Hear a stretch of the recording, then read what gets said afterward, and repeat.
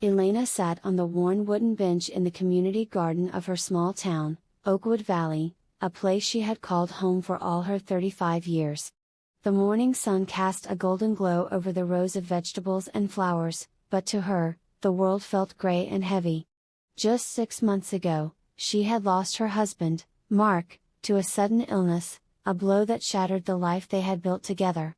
As a freelance graphic designer, she worked from home, but her creativity had dried up, replaced by a constant ache of grief. The garden, once their shared sanctuary, now seemed like a monument to her loneliness. Her motivation to get through each day was fading, and she struggled with overwhelming self-doubt, wondering if she could ever rebuild a life without him. The initial challenge was immense, facing each sunrise without his laughter, dealing with financial worries as projects stalled, and feeling isolated in a town where everyone knew her story. She often found herself crying in the quiet moments, her heart racing with fear of an uncertain future.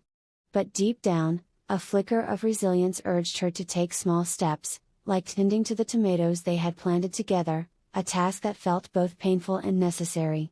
Over the weeks, Elena began to notice the subtle changes in the garden and within herself. She started by forcing herself to join the weekly community gardening group, where neighbors shared stories and support. At first, she stayed on the edges, listening but not speaking, her emotions a tangled mess of sorrow and anxiety. She coped by focusing on the rhythm of digging and planting, letting the physical labor distract her from the mental turmoil.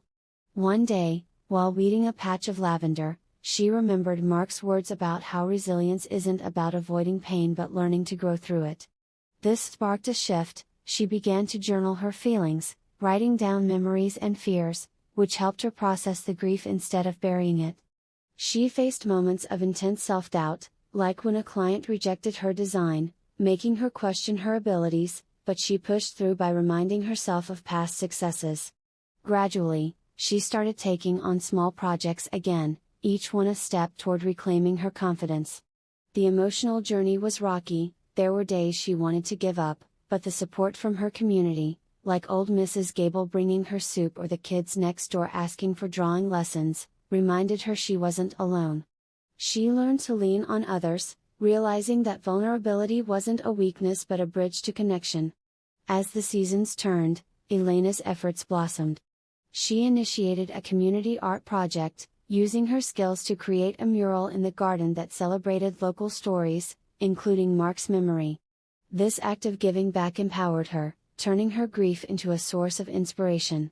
The climax came during the town's annual Harvest Festival, where she stood before the completed mural, surrounded by friends and neighbors. Tears welled in her eyes, not just of sadness, but of pride and hope. In that moment, she felt a profound sense of strength wash over her, the wisdom that loss had taught her to cherish each day and that her resilience had grown from the very ashes of her pain. She realized that healing wasn't about forgetting but integrating the past into a brighter future.